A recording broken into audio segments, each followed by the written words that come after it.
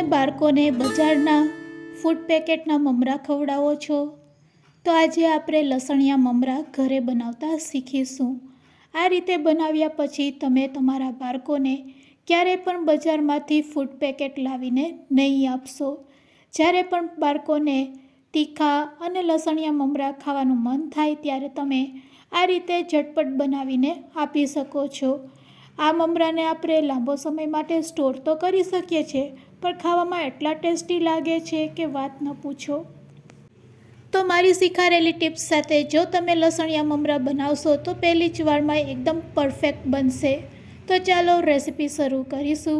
Recipe સારી લાગે તો લાઈક અને શેર કરજો।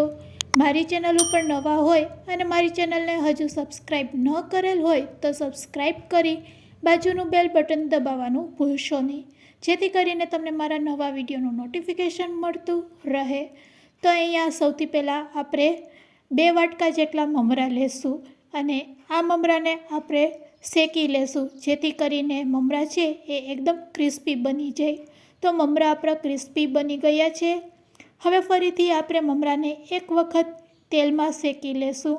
તો આ રીતે થોડુંક તેલ લઈને મમરાને આપણે તેલમાં પણ શેકી લેશું, જેથી કરીને મમરા છે તે તેલવાળા થઈ જાય। સાથે તેમાં આપણે થોડુંક મીઠું પણ એડ કરશું।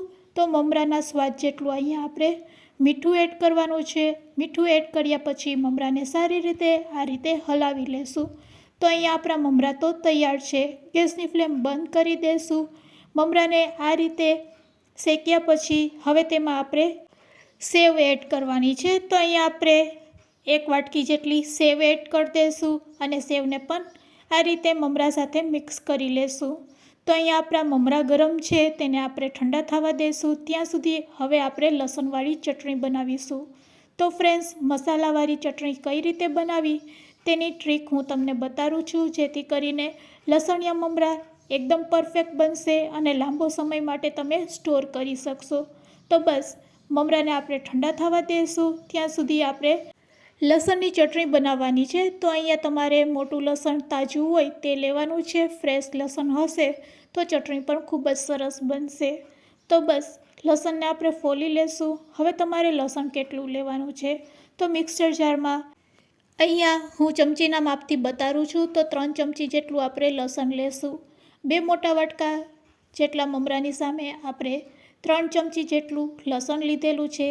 તેની સાથે આપણે લાલ મરચું પાવડર એડ કરશું, કાશ્મીરી। આ મરચું તીખું નથી હોતું, પણ દેખાવમાં ખૂબ જ લાલ હોય છે અને કલર પણ લાલ આવે છે। અને તીખાશ માટે આપણે તીખું મરચું એડ કરશું, અડધી ચમચી। હવે મસાલો સરસ એકદમ ગ્રાઇન્ડ થઈ જાય તેના માટે થોડુંક મીઠું અને તેલ બંને વસ્તુ એડ કરવાની છે। હવે મસાલો આપણે ગ્રાઇન્ડ કરી લેશું। તો લસણીયો મસાલો અહીંયા આપણો તૈયાર છે। બસ હવે આ મસાલાને વઘારવાની જ ખૂબી છે। તો આ મસાલાને તમે કઈ રીતે વઘારશો? તો ફ્રેન્ડ્સ, મસાલાને વઘારવા પહેલાં અહીંયા આપણે મસાલાને તેલ સાથે મિક્સ કરી લેશું। એટલે કે અહીંયા આપણે 2 ચમચી જેટલું તેલ લેશું અને લસણવાળો મસાલો છે તે તેલમાં એડ કરશું। જે પેનમાં આપણે મસાલો વઘારવો હોય તે જ પેનમાં આપણે આ મસાલાને તેલ સાથે પહેલાં મિક્સ કરી લેશું। આ રીતે કરવાથી તમારો મસાલો છે તે બળી પણ નહીં જશે અને એકદમ સરસ લસણની ફ્લેવર આવશે।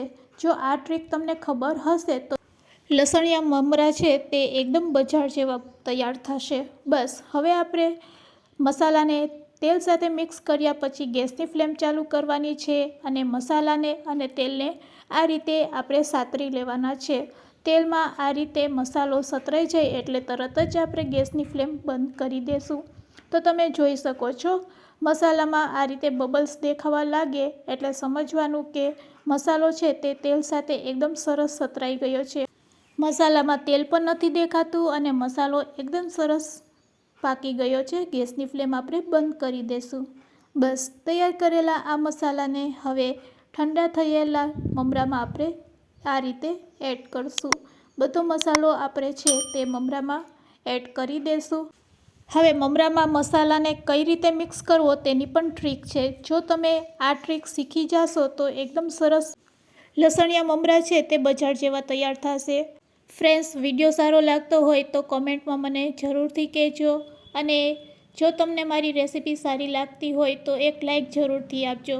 બસ હવે લસણિયા મમરાને આપણે હાથેથી આ રીતે મસળશું. બંને હાથેથી આ રીતે જો તમે મિક્સ કરશો તો મમરા છે એ મસાલા સાથે કોટ થઈ જશે અને એકદમ સરસ લસણની ફ્લેવર છે તે મમરા સાથે મિક્સ થઈ જશે. તો ફ્રેન્ડ્સ, આ પ્રોસેસ કરતા હોય ત્યારે ધ્યાન રાખવાનું કે મમરા છે તે તૂટે નહીં. તો આ પ્રોસેસ આપણે એકદમ હળવા હાથેથી કરવાની છે. તો તમે જોઈ શકો છો બધા મમરા છે તે લસણિયા મસાલા સાથે કોટ થઈ ગયા છે. તો બજાર કરતાં ખૂબ જ સસ્તા અને એકદમ ટેસ્ટી એવા લસણિયા મમરા તૈયાર છે સર્વ કરવા માટે. ડબ્બો ભરીને આ રીતે તમે લસણિયા મમરા બનાવી શકો છો. તો ફ્રેન્ડ્સ, આજની રેસીપી કેવી લાગી તે મને કમેન્ટ્સમાં જરૂરથી કહેજો.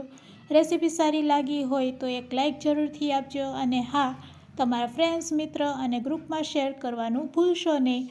મારી ચેનલને સબસ્ક્રાઈબ ન કરેલ હોય તો સબસ્ક્રાઈબ જરૂરથી કરી લેજો. Thanks for watching. ફરી મળીશું એક નવી રેસીપી સાથે.